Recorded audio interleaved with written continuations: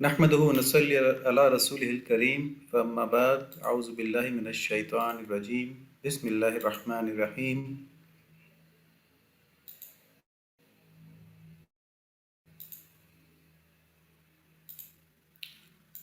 يا رب صل وسلم دائما أبدا على حبيبك خير الخلق كلهم هو الحبيب الذي ترجى شفاعته لكل هول من الأهوال مقتحم. السلام علیکم ورحمۃ اللہ وبرکاتہ. ہمارا یہ سیشن الحمدللہ اللہ تعالیٰ کے فضل سے ایک بہت بڑی نیت کے لیے ہے، اور وہ نیت کیا ہے اس کو ہم ریفریش کر لیتے ہیں، کیونکہ پورے ہفتے کی جو ہماری مصروفیات ہوتی ہیں، جو ہماری دیگر چیزوں کے اندر مصروفیات ہوتی ہیں، اس میں ہم تھوڑا سا، اگر ہم باقی چیزوں سے جڑے ہوئے نہیں ہیں، اگر ہمارے روزانہ کے معمولات بہت زیادہ دینی نہیں ہیں، تو ہم دنیا کی مصروفیات کے اندر رہتے ہوئے تھوڑا سا ڈائلیوٹ کر دیتے ہیں اپنے دین کو. تو اس لیے ہم آج شروع کرنے سے پہلے اپنی اس نیت کو ریوزٹ کر لیتے ہیں کہ ہمارا اس پروگرام کے اندر شامل ہونے کا مقصد اللہ تعالیٰ کی رضا اور محبت حاصل کرنے میں حرص کرنا ہے. ٹھیک ہے، ایک چیز یہ یاد رکھنی ہے کہ ہمارا مین تھیم کیا ہے کہ دین کے اندر سرسری رویے کو ترک کرنا. جب ہم کو اللہ تعالیٰ نے اتنی توفیق دے دی ہے کہ ہم ہفتے میں یہ 1 گھنٹہ 1.5 گھنٹہ الگ کر کے بیٹھ رہے ہیں، تو جب یہ اللہ تعالیٰ نے یہ نعمت دے دی ہے تو ہمارا کام یہ ہے کہ ہم اپنی تمام تر صلاحیتیں اور تمام تر وسائل ایک بہت بڑے مقصد کے لیے استعمال کرنا شروع کریں. اور وہ بہت بڑا مقصد کیا ہے جس کے لیے کہ ہم پیدا کیے گئے ہیں؟ وَمَا خَلَقْتُ الْجِنَّ وَالْإِنسَ إِلَّا لِيَعْبُدُونَ، کہ میرے بندے میری عبادت کریں. ہم نے انسانوں اور جنوں کو صرف اس لیے پیدا کیا، اس کے علاوہ کسی اور کام کے لیے پیدا نہیں کیا، إِلَّا لِيَعْبُدُونَ، کہ وہ میری عبادت کریں. اور یہاں عبادت سے مراد یہ ہے کہ ہم زندگی کا ہر لمحہ اللہ تعالیٰ کی اطاعت میں گزاریں. جب نماز کا وقت آ گیا نماز پڑھیں، جب کسی کے ساتھ خیر خواہی کرنے کا وقت آ گیا اس کے لیے دل کھول کے خیر خواہی کریں، اور جب کسی کی خدمت کرنے کا وقت آ گیا اس کے لیے خدمت کریں. اور جب ہمیں اپنی صلاحیتیں جو اللہ تعالیٰ نے ہم کو امانت کے طور پہ دی ہیں ان کو شارپن کرنے کا وقت آ گیا، ہم نے اپنی سٹڈیز کرنی ہے، ہم نے اپنے جسم کی حفاظت کرنی ہے، سپورٹس کرنے ہیں، تو اس کے لیے بھی ہم بھرپور انداز میں کام کریں. تو یہ ہمارا اللہ تعالیٰ کی عبادت میں شمار ہوگا سب کچھ، کہ ہم سب کچھ اللہ تعالیٰ کی امانت سمجھ کے اللہ تعالیٰ کے بتائے ہوئے طریقے سے خرچ کریں، اپنے وسائل اور اپنی صلاحیتیں. تو ہمارا طرز زندگی، وے آف لائف، دوبارہ ریپیٹ کر لیتے ہیں کہ صرف نیک کام کرنا اور اپنی بہترین صلاحیتوں کو بروئے کال لا کے کرنا، ہر کام خالص اللہ تعالیٰ کی رضا کے لیے کرنا. اور ان 3 چیزوں کے اندر جو کہ بڑی کمپریہنسو ہے الحمدللہ، جس چیز کے اندر بھی کمی رہ جائے، جس وقت بھی کمی رہ جائے، تو اس پہ فوراً متوجہ ہونا اللہ تعالیٰ کی طرف، ان سے معافی مانگنا اور ان سے آئندہ کے لیے مدد مانگنا. تو یہ توبہ جو ہے نا بہت بڑی چیز ہے، استغفار بہت بڑی چیز ہے. اس کے اوپر انشاءاللہ ہم کسی سیشن کے اندر احادیث شیئر کریں گے. اور قرآن شریف کی تو ایک آیت ہے اس میں کہ حضرت نوح علیہ السلام نے جب فرمایا تھا اپنی قوم کو کہ تم استغفار کرو تو اللہ تعالیٰ تم پر نعمتوں کے دروازے کھول دیں گے. تو استغفار جو ہے وہ اللہ تعالیٰ سے ہر قسم کی رحمت اور نعمت لینے کا ایک ذریعہ ہے، بہت بڑا ذریعہ ہے. تو اللہ تعالیٰ نے، آپ دیکھنا، درود شریف ایک بہت بڑا ذریعہ رکھا ہے، استغفار ایک بہت بڑا ذریعہ رکھا ہے. اس طرح بہت سے ذرائع اللہ تعالیٰ نے رکھے ہیں نعمتوں کو لینے کے لیے، اپنی طرف متوجہ کرنے کے لیے. اب ہمارا کام یہ ہے کہ ہم اس طرف متوجہ ہو جائیں.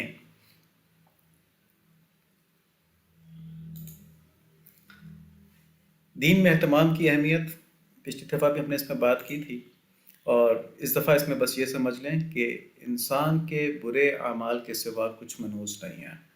ہم بہت سے لوگ ہوتے ہیں جو کسی کام کو، کسی انسان کو، کسی جانور کو کہتے ہیں جی یہ گزر گیا پاس سے، اس کو مل لیے تھے تو فلاں کام خراب ہو گیا. اور ایک محاورہ بھی ہے اردو کا جو غلط محاورہ ہے کہ پتہ نہیں صبح صبح کس کا منہ دیکھ لیا تھا.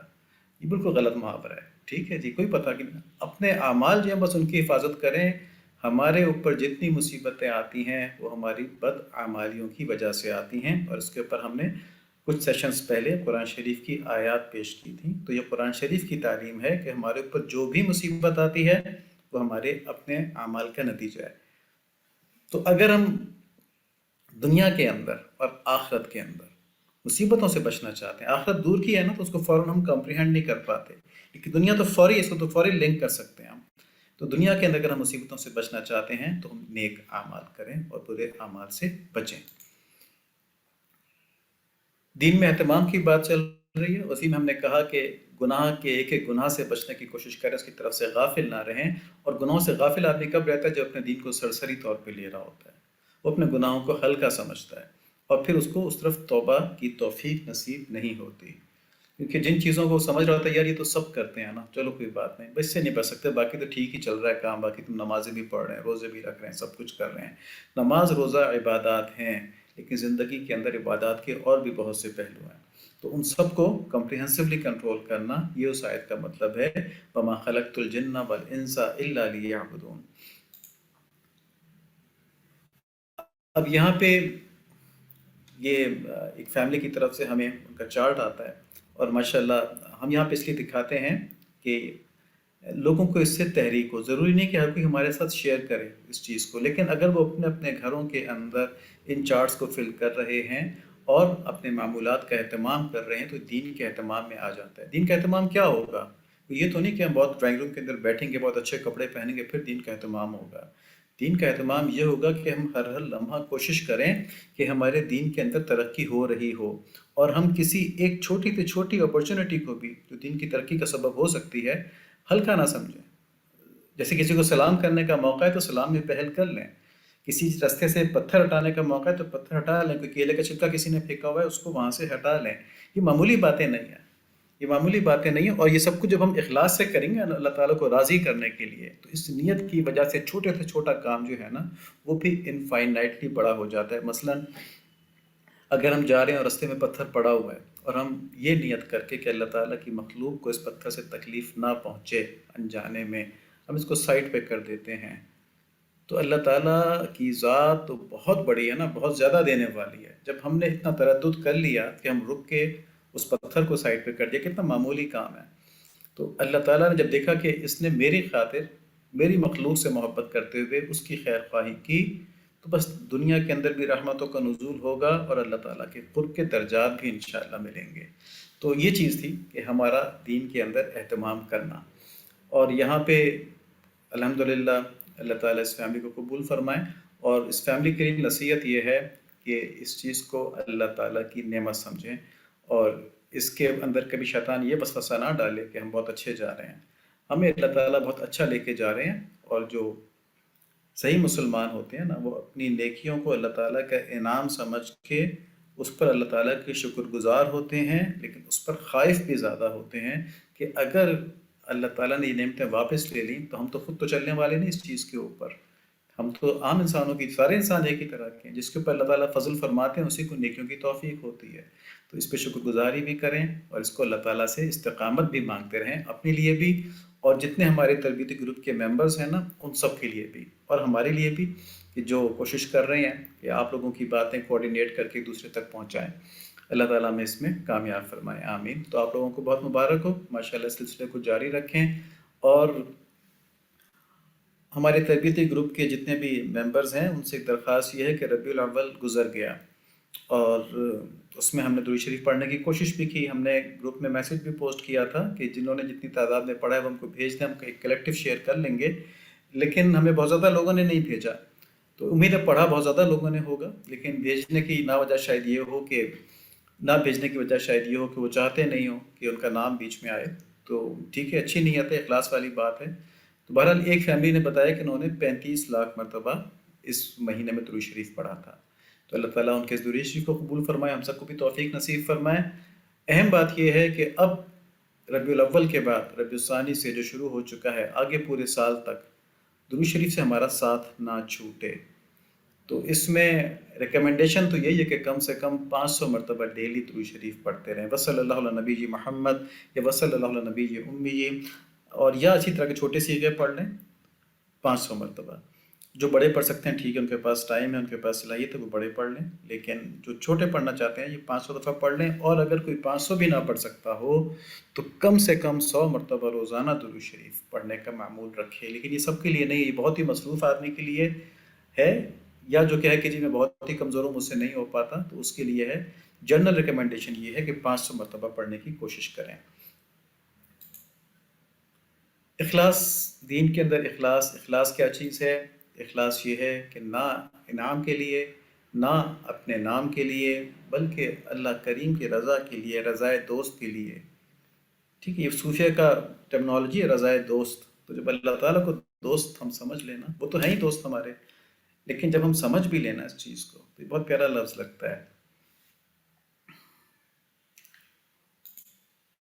ہر کام رضائے دوست کے لیے کیا جائے، اللہ تعالیٰ کو خوش کرنے کے لیے کیا جائے، ان کی محبت اور ان کا قرب حاصل کرنے کی جستجو میں کیا جائے. یہ بڑا اہم لفظ ہے جستجو یہاں پہ، کہ ہماری کوشش یہ ہو کہ ہم ان کی محبت اور قرب حاصل کر لیں، اور یقین رکھیں، یقین مانیں کہ ہماری کوششیں اس قابل نہیں ہیں کہ ہم اتنی بڑی نعمت کو اپنی طرف کھینچ لیں. ہماری کوششوں کے اوپر اللہ تعالیٰ کا فضل متوجہ ہو جاتا ہے تو اللہ تعالیٰ اپنے قریب کر لیتے ہیں، اپنی محبت نصیب فرما دیتے ہیں. اگر ہم بیٹھ کر اپنے اعمال کو دیکھیں اور ذرا باریک بینی سے دیکھیں تو یقین مانیں کہ ہم خود اس بات پر گواہ ہو جائیں گے کہ ہمیں جو کچھ بھی مل رہا ہے یہ صرف اللہ تعالیٰ کا احسان ہے. اگر ہم اپنا فیصلہ کرنے والے خود ہوتے تو ہم اپنے آپ کو اتنی نعمتیں نہ دیتے، کیونکہ ہم اس قابل ہی نہیں ہیں، ہم ان نعمتوں کا وہ حق ادا ہی نہیں کر پا رہے. تو اس لیے جو کچھ بھی کرنے کو مل جائے اللہ تعالیٰ کی طرف سے، نیکی اور گناہ سے بچنا، اس پر فخر نہیں کرنا، اس پہ اترانا نہیں ہے، بلکہ اس پر کمی رہ جانے پہ اللہ تعالیٰ سے معافی مانگتے رہنا، قبولیت کی دعا کرتے رہنا. اس میں ہم نے ابراہیم علیہ السلام کی دعا نقل کی تھی، ربنا تقبل منا انک انت السمیع العلیم وتب علینا انک انت التواب الرحیم. یا اللہ ہماری طرف سے قبول کر لیں اس چیز کو، اور ہماری طرف سے ہمارے اوپر ہے اپنی مغفرت کی نگاہ فرمائیں، ہماری جو کمی رہ گئی ہے اس میں اس کو معاف فرما دیں. تو اخلاص کیا ہوگا کہ ہم اللہ تعالیٰ سے ایسا محبت والا تعلق پیدا کر لیں کہ ہمارا سب کچھ اللہ تعالیٰ کے لیے ہو، بس یہی ہماری زندگی کا مقصد بن جائے. جب ہم اپنے والدین سے محبت کریں گے تو کس لیے کریں گے؟ تاکہ اللہ تعالیٰ کے احکام کو ہم فلفل کر لیں، اللہ تعالیٰ ہم سے راضی ہو جائیں. یاد رکھیں، والدین سے محبت کے دو پہلو ہیں، ایک طبعی محبت ہے، نیچرل محبت ہے والدین سے. تو جب ہم اس نیچرل محبت کی وجہ سے والدین کی کوئی خدمت کریں گے تو وہ اس نیچرل محبت کی وجہ سے ہوگی. لیکن جب ہم اس میں نیت یہ کر لیں گے کہ اللہ تعالیٰ نے فرمایا کہ اپنے والدین کا خیال رکھو، تو نیچرل محبت تو ساتھ ہوگی ہی ہوگی، لیکن اس نیت کی وجہ سے اس کام کا اجر آخرت میں ملے گا. ٹھیک ہے، یہ اخلاص آ جائے گا اس کے اندر. اور جب ہم خالی نیچرل محبت کے لیے کرتے ہیں نا تو پھر ہم کئی دفعہ غلطی بھی کر جاتے ہیں. جیسے والدین کو بچوں سے طبعی محبت ہوتی ہے، نیچرل محبت ہوتی ہے، تو کئی دفعہ بچوں کی ضد کے آگے وہ ان کی غیر شرعی ضروریات بھی پوری کرنا شروع کر دیتے ہیں. غیر شرعی ضروریات ہوتی ہیں، اس میں مجھ سے غلطی ہوگی، غیر ضروری خواہشات جو ہیں وہ بھی پوری کرنا شروع کر دیتے ہیں، جس سے بچے کو بھی نقصان پہنچتا ہے، والدین کو بھی نقصان پہنچتا ہے. تو صرف طبعی محبت ہونا کافی نہیں ہے، جب تک کہ اس کے اوپر یہ اخلاص نہ ہو کہ میں اللہ تعالیٰ کے لیے اپنے بچوں کو پال رہا ہوں یا پال رہی ہوں، اور پوچھا جائے گا کہ میں نے ان کے لیے کیا کیا، ان کی کیسی تربیت کی، کیا میں نے ان کو صرف اچھا اسپورٹس مین بنا دیا، اچھا اسٹوڈنٹ بنا دیا، اچھا ان کو میں نے افسر بنا دیا، واٹ ایور. ٹھیک ہے، نہیں، میں نے ان کو اچھا انسان، اچھا مسلمان بنایا کہ نہیں. جو مسلمان اب جو آج کی کہانی تھی اس میں ہمیں کیا سبق ملے؟ تو آپ دیکھیں، اس تاجر نے ہیرے کی وہ تھیلی واپس کر دی. کیوں؟ کیونکہ اس نے کہا کہ میں نے اونٹ کی قیمت دی ہے، ہیرے کی تھیلی کی قیمت نہیں دی ہے. اس سے صحابہ کرام کا ایک واقعہ یاد آ جاتا ہے کہ دو صحابی اپنا مقدمہ لے کے آئے، اور انہوں نے کہا، مجھے یہ یاد نہیں کہ وہ صحابہ کرام اپنا مقدمہ نبی صلی اللہ علیہ وآلہ وسلم کے پاس لے کر آئے تھے، غالباً انہی کے پاس لے کر آئے تھے، لیکن مجھے صحیح طرح یاد نہیں، یا خلفائے راشدین میں سے کوئی تھے. لیکن مقدمہ یہ تھا کہ ایک صحابی نے دوسرے صحابی سے زمین خریدی تھی، اور جب زمین کے اوپر ہل چلایا تو اس میں سے ایک دیگ نکل آئی دولت کی. تو اب جن صاحب نے زمین خریدی تھی وہ یہ کہہ رہے تھے کہ میں نے زمین کی قیمت دی ہے، اس دیگ کی قیمت میں نے نہیں دی ہے، تو یہ دیگ آپ نے واپس لینی ہے. اور جنہوں نے زمین بیچی تھی انہوں نے کہا کہ نہیں، میں نے جب زمین بیچی ہے تو اس کے اندر جو کچھ بھی تھا میں نے تم کو بیچ دیا ہے، مجھے نہیں معلوم تھا اس میں دیگ ہے کہ نہیں ہے نا، تو اس لیے میں یہ تم سے نہیں لوں گا. اور دونوں صحابہ کو کیا فکر تھی؟ غور سے سن لیں، ہمارے اندر آج تو سب سے بڑی کمزوری یہی ہے. دونوں صحابہ کو یہ فکر تھی کہ حرام مال ہمارے پاس نہ آ جائے.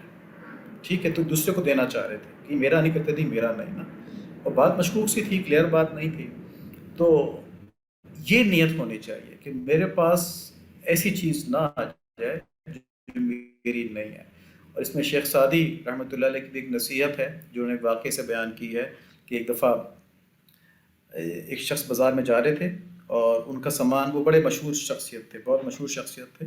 تو وہ بازار میں کہیں کھڑے ہوئے سامان رکھا، کوئی چیز خریدی، تو سامان اٹھا کے چور بھاگ گیا. لیکن کیونکہ وہ مشہور شخصیت تھے، لوگوں نے دیکھ لیا اور سامان پہچان لیا تو اس چور کو پکڑ لیا وہ بھاگنے سے پہلے اور اس کو لے کے آیا ان کے پاس. تو اس نے بڑی لجاجت سے کہا، اس نے کہا حضور مجھے معاف کر دیجیے، مجھے معلوم نہیں تھا کہ یہ سامان آپ کا ہے، ورنہ میں کبھی بھی نہ لیتا. آپ تو اتنی بڑی شخصیت ہیں، آپ کے ساتھ تو میں چوری والا معاملہ نہیں کر سکتا، اتنا بے غیرت بھی نہیں ہوں، تو مجھے آپ معاف کر دیں، مجھ سے غلطی ہو گئی. تو انہوں نے ایک جملہ کہا، اور جملہ بڑا قیمتی ہے اور یہ ہماری زندگی کے لیے ایک لائم لائٹ بن سکتا ہے، ایک روشنی بن سکتا ہے ہمارے لیے. دیکھو کیا جملہ کہا کہ کیا تم کو یہ بھی نہیں معلوم تھا کہ یہ تمہاری نہیں ہے؟ یعنی تم یہ کہہ دو کہ تمہیں یہ معلوم نہیں تھا کہ یہ چیزیں میری نہیں، میری ہیں نا، یعنی شیخ سعدی کی ہیں یا ان بزرگ کی ہیں نا. تو چور کہہ رہا تھا کہ مجھے یہ معلوم نہیں تھا کہ چیزیں آپ کی ہیں، ورنہ میں نہ چراتا تھا. تو اس کو انہوں نے کہا کہ کیا تمہیں یہ بھی نہیں معلوم تھا کہ یہ چیزیں تمہاری نہیں ہیں؟ تو جو چیز تمہاری نہیں ہے وہ کسی اور کی ہے، تم نے اس کو کیسے اٹھا لیا؟ تو یہ نصیحت تھی اس کہانی کے اندر کہ صرف اپنا حق، اپنی چیز لیں اور کسی کی چیز کے اوپر نظر نہ رکھیں. اللہ کریم کی رضا دنیا اور اس میں جو کچھ بھی ہے اس سے زیادہ افضل ہے، اس سے زیادہ قیمتی ہے، اس سے زیادہ بڑی ہے.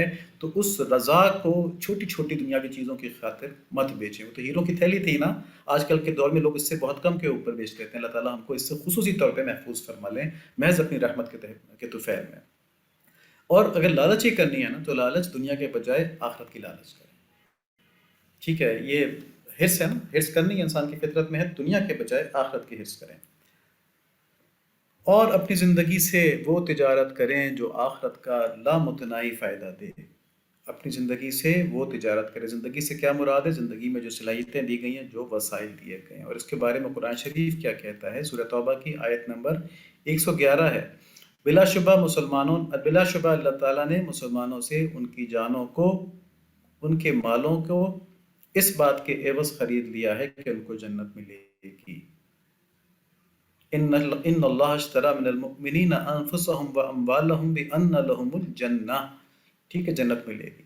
مومن اللہ کے راستے میں لڑتے ہیں، قتل کرتے بھی ہیں، قتل ہوتے بھی ہیں. اس پر سچا وعدہ کیا گیا ہے تورات میں اور انجیل میں اور قرآن میں، اور اللہ سے زیادہ اپنے وعدے کو کون پورا کرنے والا ہے؟ تو تم لوگ اس بیع پر، اس تجارت پر جس پر تم نے اللہ تعالیٰ کے ساتھ ہی معاملہ ٹھہرایا ہے، اس پر خوشیاں مناؤ. یہ بہت بڑی کامیابی ہے. تو یہاں اللہ تعالیٰ کے ساتھ کیا تجارت ہو رہی ہے کہ ہم اپنی جان اور اپنے مال اللہ تعالیٰ کو جنت کے عوض بیچ رہے ہیں. بیچنے کا کیا مطلب ہے؟ کہ اپنی جان اور اپنے مال پہ ہم شریعت کے قوانین لاگو کریں گے. بیچنے کا مطلب یہ نہیں ہے کہ ہم اس کو منڈی میں دے کے آ جائیں گے، کسی کا غلام بنا دیں گے. اللہ کا غلام بنا دیں گے. اپنے جان، اپنے مال یا اپنی تمام صلاحیتیں، اپنے تمام وسائل، ٹھیک ہے، ان کے اوپر ہم اللہ تعالیٰ کے احکامات کو نافذ کر دیں گے. تو ہم نے بیچ دیا اپنے آپ کو. ہماری کوئی خواہش نہیں ہے، اب ہم نے اللہ تعالیٰ کے کہنے پہ چلنا ہے. تو اس کے بدلے میں کیا ملے گا؟ اس کے بدلے میں جنت ملے گی. جنت کیا ہوتی ہے؟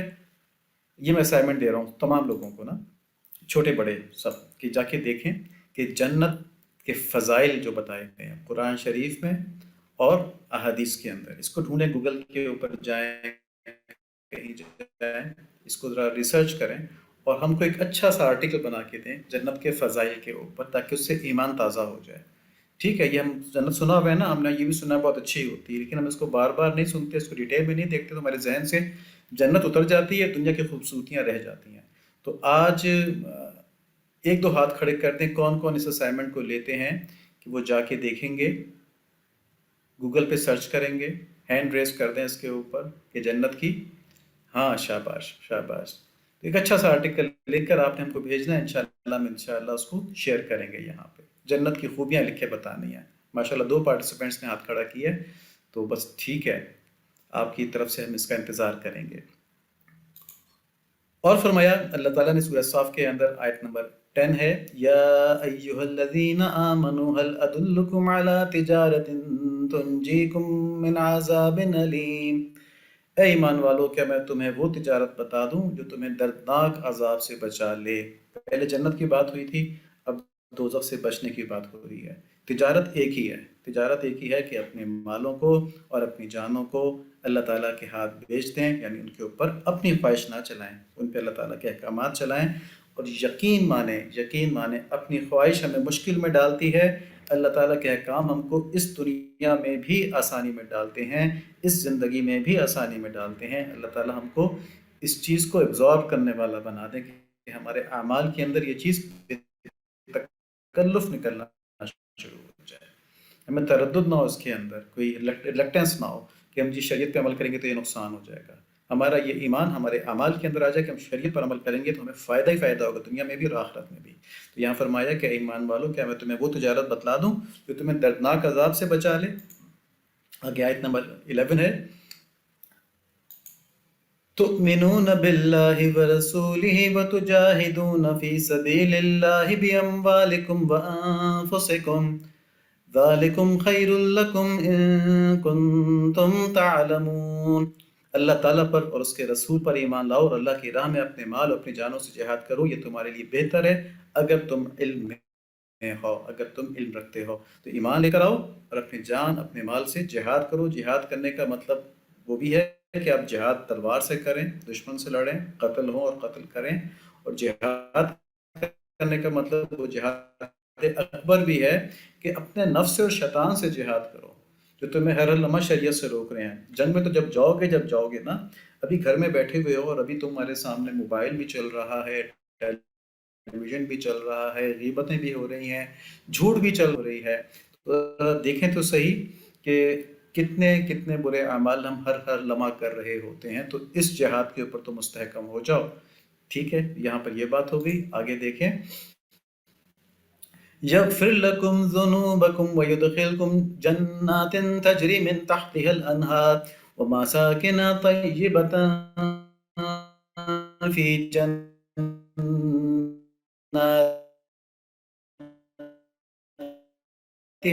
عدن ذالک الفوز العظیم۔ تمہارے گناہوں کو بخش دیں گے، یعنی تم جب یہ کوشش شروع کر دو گے نا، ٹھیک ہے، جو تم سے انجانے میں ہو گئی یا کمزوری کی وجہ سے ہو گئی، تم نے اس پہ توبہ کر لی، اللہ تعالیٰ نے تمہارے لیے، کہ تمہارے فائدے کے لیے، اللہ تعالیٰ کا اس میں کوئی فائدہ نہیں ہے، تمہارے لیے تمہارے گناہوں کو بخش دیں گے اور تمہیں ان باغوں میں داخل کریں گے جن کے نیچے نہریں بہتی ہیں، یعنی دوزخ سے بچائیں گے اور جنت میں داخل کریں گے، اور ایسے عمدہ مکانوں میں بسائیں گے جو ہمیشہ رہنے والی جنتوں میں ہوں گے۔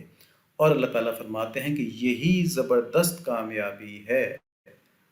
100% مارکس لینا کامیابی ہے، مگر وہ زبردست کامیابی نہیں ہے۔ زندگی کے اندر اپنے پیک پہ پہنچ کے ایک بہت بڑا گھر بنانا، ایک بہت بڑا کیریئر بنانا، ایک بہت بڑا بزنس اسٹیبلش کرنا یقیناً ایک کامیابی ہے، لیکن ختم ہو جانے والی چیز ہے، موت کے ساتھ ختم ہو جائے گی۔ زبردست کامیابی وہ ہے جنت، نہ جہاں کوئی بیماری ہے، نہ جہاں کوئی مصیبت ہے، نہ جہاں کوئی فکر ہے، جہاں صرف نعمتیں نعمتیں ہیں۔ تو اس زبردست کامیابی کے لیے چھوٹی سی زندگی جو ہے، چھوٹی سی زندگی، اس کو شریعت کے لیے وقف کر دیں۔ ہر وقت اپنا احتساب کریں، ہر وقت دیکھیں کہ کہیں مجھ سے شریعت کے خلاف کوئی بات تو نہیں ہو رہی، ایک ایک کر کے اپنی بری عادتیں ختم کرتے جائیں۔ اگر سرکاری املاک کا غلط استعمال ہو رہا ہے تو عادت پڑی ہوئی ہے، اس کو آہستہ آہستہ کنٹرول کیا جائے گا۔ تو اللہ تعالیٰ سے بہت زیادہ مانگیں، یا اللہ ہم کو حرام کے ایک لقمے سے بھی محفوظ فرما لیں، کیونکہ اس سے بہت کچھ خراب ہو جاتا ہے۔ تو یا اللہ ہم کو حرام کے ایک لقمے سے بھی محفوظ فرما لیں، اور ہماری زبانوں کی، ہمارے دل کی، ہمارے اوقات کی، ہمارے تمام وسائل کی حفاظت فرما لیں کہ ہم سب کے سب آپ کے لیے کرنے والے ہو جائیں، سب کچھ آپ کے لیے کرنے والے ہو جائیں، اور سب چیزوں کو آپ کے لیے استعمال کرنے والا ہو جائیں، اپنی خواہش اور اپنی ناجائز خواہشوں کے مطابق ان کو استعمال نہ کریں۔ آمین۔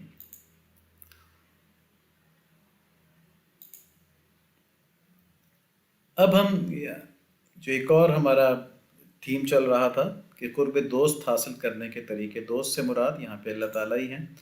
تو اللہ تعالیٰ کے قرب میں سب سے بڑی رکاوٹ کیا ہے؟ اللہ تعالیٰ کی نافرمانی۔ اور اللہ تعالیٰ کی نافرمانی کی وجہ کیا ہے؟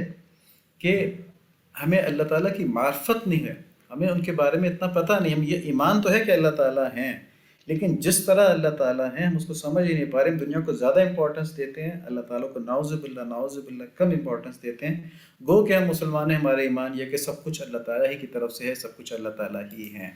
تو اس وجہ سے، اس معرفت کی کمی کی وجہ سے ہم دین میں سرسری رویہ رکھتے ہیں، ہو گیا نہیں ہوا کوئی بات نہیں، بات کوئی اچھی پتہ چل گئی ٹھیک ہے، نہیں پتہ چلی تب بھی کوئی بات نہیں، لیکن ورلڈ کپ پورا دیکھتے ہیں، کہیں کوئی ایک بال مس نہ ہو جائے، کہیں کوئی ایک شاٹ ہم سے مس نہ ہو جائے، پورا دیکھتے ہیں سب سے الگ کر کے ایک کنسنٹریشن کے ساتھ.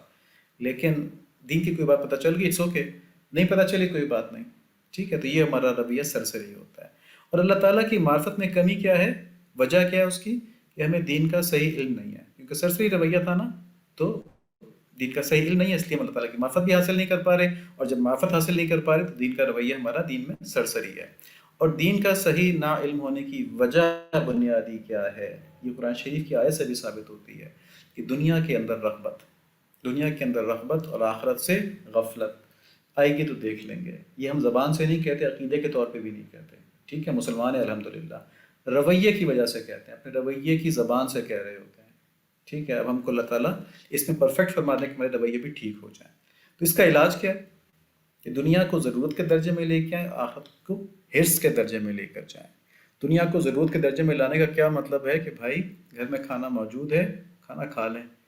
یہ نہ سوچیں کہ آج تو چل کے فلاں جگہ سے کھانا کھاتے ہیں. یہ کوئی مثال دے رہا ہوں خالی، آج تو چل کے فلاں جگہ سے کھانا کھاتے ہیں، کیونکہ گو آپ کے پاس حلال رزق ہے. آپ فلاں جگہ سے کھانا کھائیں گے، وہاں پہ کھانا بھی حلال ہے، دونوں باتیں حلال ہیں. ٹھیک ہے، لیکن کیا ہوگا، آپ کا وقت جو اس میں برباد ہوگا نمبر ایک، اور نمبر دو آپ کا ذہن اللہ تعالیٰ کی طرف سے ہٹ کے کھانے کی طرف چلا جائے گا.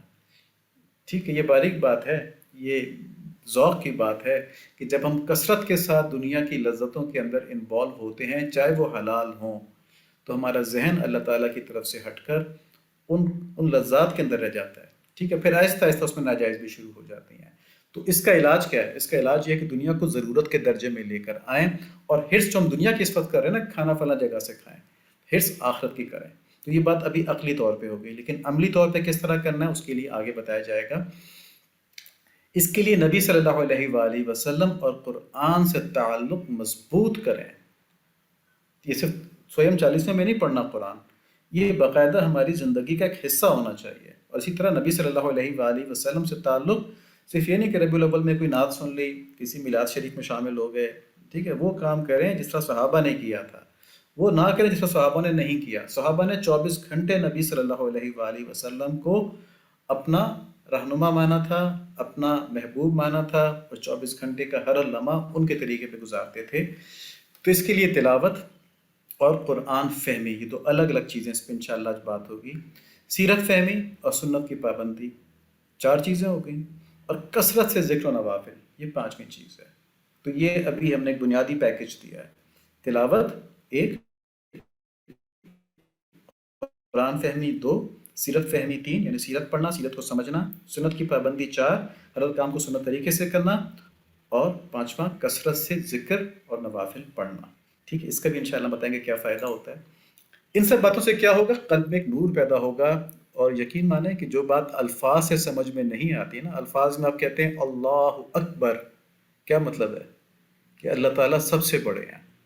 ٹھیک ہے، یہ بات الفاظ سے سمجھ میں نہیں آتی کہ وہ کتنے بڑے ہیں، صرف زبان سے نکلتی ہے. تو جب یہ اعمال کریں گے تب اللہ تعالیٰ کی کبریائی اور عظمت محسوس ہوگی، اور تب اللہ تعالیٰ کی معرفت ان کی محبت کے لحاظ سے بھی ہوگی.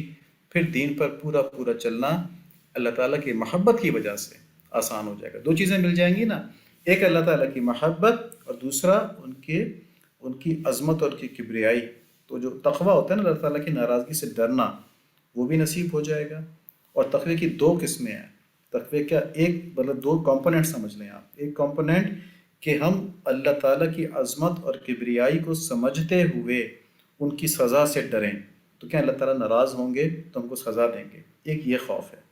اور ایک خوف اللہ تعالیٰ ہم کو نصیب فرما دے، وہ خوف، یہ اللہ تعالیٰ کے بڑے ہی قریبی لوگوں کا خوف ہوتا ہے کہ میرے محبوب مجھ سے ناراض ہو جائیں گے. ٹھیک ہے، تو اللہ تعالیٰ ہم کو اپنے محبوبوں کے طفیل میں ان کی برکت سے یہ والی محبت نصیب فرما دیں کہ سزا کا خوف تو ہو، وہ تو اپنی جگہ پر لازمی ہے، لیکن اصل چیز جو ہمارے شعور کے سامنے ہو وہ یہ ہو کہ ہمارا محبوب ہم سے ناراض ہو جائے گا، وہ ہمیں سزا نہ بھی دے تب بھی اگر وہ یہ کہہ دے میں تم سے ناراض ہوں، چلے جاؤ جنت میں تم سے ناراض ہوں، تو یہ برداشت نہیں ہوتا. ٹھیک ہے، اور یہ بات میں نے صرف سمجھانے کے لیے کی. جنت کے اندر اللہ تعالیٰ کسی سے بھی ناراض نہیں ہوں گے، ان کو اللہ تعالیٰ اپنی دائمی رضا دیں گے. لیکن اس جذبے کو سمجھانے کے لیے بتایا ہے کہ اگر کسی کو جنت میں ڈال دیا جائے اور کہا جائے کہ تم سے ناراض ہوں، تو یہ برداشت نہیں ہوگا محبت کرنے والے سے، کہ اگر جی جنت نہیں، مجھے تو آپ کی رضا چاہیے، تو دنیا کے اندر بھی ہمارا ذوق یہی بن جائے کہ ہم کہیں یا اللہ ہمیں آپ کی رضا سب سے پہلے چاہیے، اور پھر ہم کمزور ہیں تو ہم دنیا کے مصائب سے بھی بچنا چاہتے ہیں، دوزخ سے بھی بچنا چاہتے ہیں، ہم دنیا کی آسائشیں بھی چاہتے ہیں جائز، اور جنت بھی چاہتے ہیں، تو ہمیں یہ سب کچھ نصیب فرما دیں، آمین۔ اب قرب دوست کے راستے پہلے ہم نے بتایا تھا قرآن فہمی، جس کے اوپر پچھلی دفعہ بات ہو چکی ہے، اس میں ہم نے ایک چھوٹا سا آپ کو بتایا تھا کہ قرآن شریف کا ترجمہ، آسان ترجمہ قرآن سے 10 آیتیں روزانہ پڑھ لیں، 10 آیتیں روزانہ، 10 نہیں سکتی 5 کر لیں، ٹھیک ہے؟ کوئی ٹائم مناسب نہیں ملتا ہے تو سونے سے پہلے بیڈ سائٹ کے اوپر آپ موبائل کے اندر ایپ ڈاؤن لوڈ کر لیں، اس کی ایپ بھی موجود ہے آسان ترجمہ قرآن کی، بس 10 دیکھ لیں وہاں سے، 5 دیکھ لیں وہاں سے سونے سے پہلے، نا تھوڑا غور کر لیں اس کے اوپر، لیکن اہتمام سے کریں گے تو زیادہ فائدہ ہوگی، تو میں نے منیمم سلیبس بتایا ہے کہ کم سے کم یہ تو کر لیں، اور جہاں پہ کوئی چیز زیادہ تشریح طلب لگے نا تو اس کے لیے ہم کو لکھتے ہیں، ہم انشاءاللہ علماء سے معلوم کر کے آپ کو بتا دیں گے۔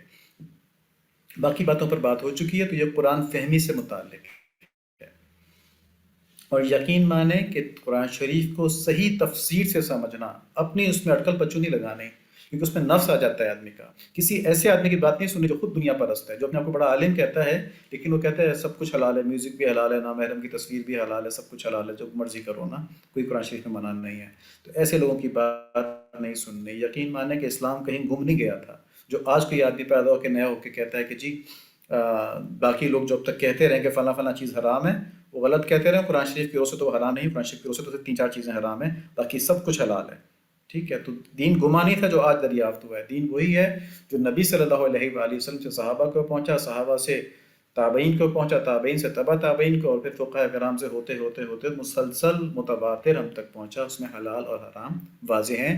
تو خلاصہ کیا ہوا کہ صحیح تفسیر سے دین کو سمجھنا یہ ایک اہم کام ہے، اور اس سے کیا ہوتا ہے؟ آخرت بھی آسان، دنیا بھی آسان، اللہ تعالیٰ بھی راضی، کیونکہ 2 چیزیں ملتی ہیں، ایک علم ملتا ہے اور ایک جذبہ ملتا ہے اللہ تعالیٰ کی اطاعت کا، قرآن شریف کو سمجھنے سے۔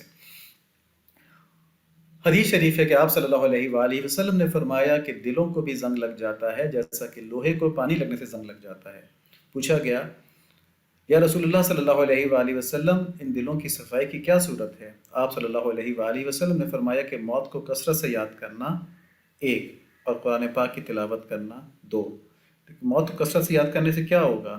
جو ہم نے کہا نا کہ دنیا کی حرص ختم ہو جائے گی، دنیا ضرورت کے درجے میں آ جائے گی۔ آج آپ سوچیں کہ اس وقت ہم مر جائیں، اللہ تعالیٰ ہمیں جنت میں ڈال دیں، آمین، جب بھی ہم مریں، اس وقت ہم مر جائیں تو یہ سب کچھ جو ہم کر رہے ہیں اس کی کیا اہمیت رہ جائے گی؟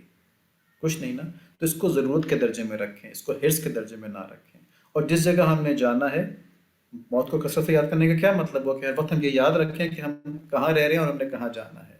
جو شعر ہے نا کہ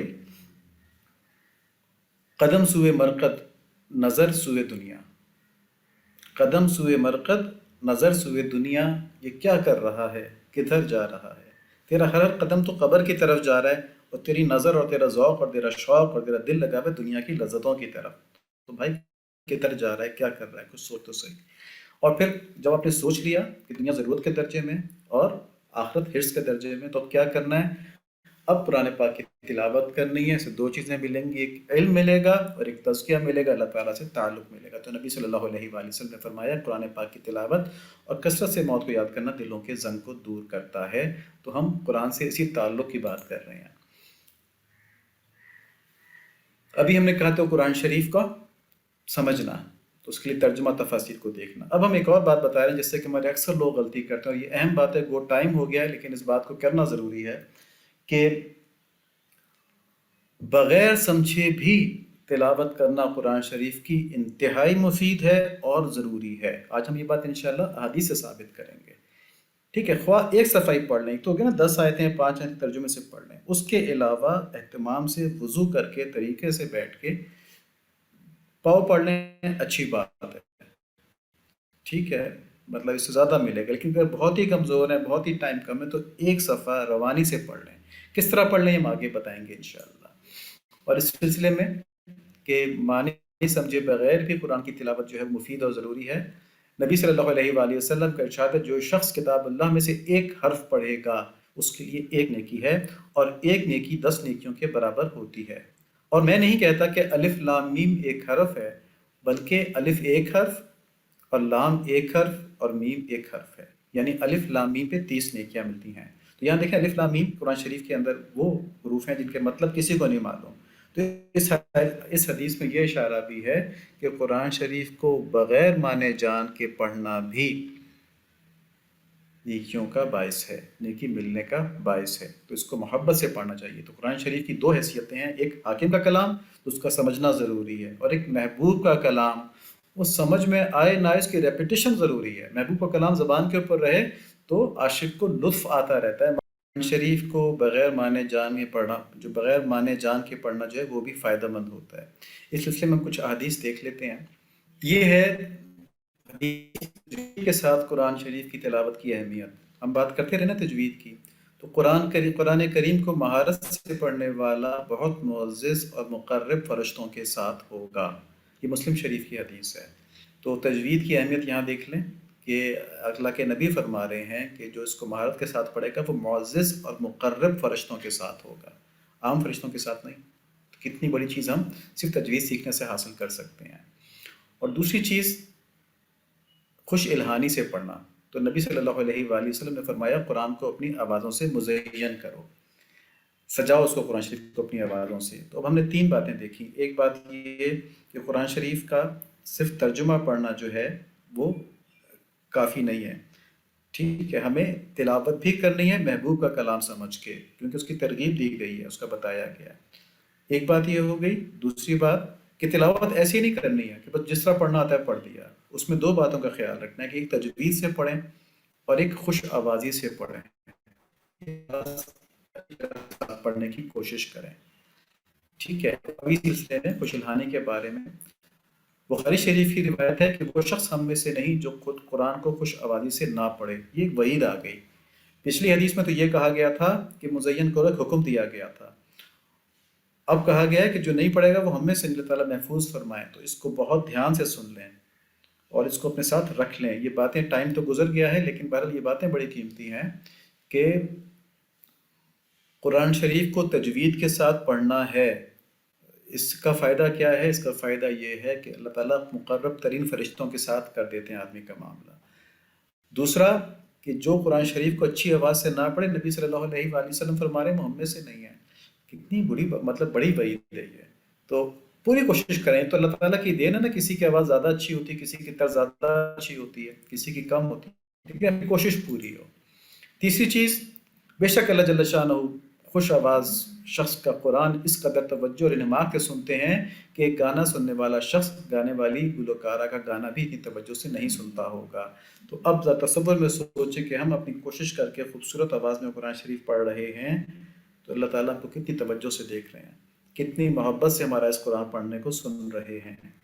اللہ تعالیٰ سے ہمیں دیکھیں گے، محبت سے ہمیں دیکھیں گے، تو اللہ تعالیٰ کی رحمتوں کا ہمارے پر برسنا کس طرح کا ہوگا۔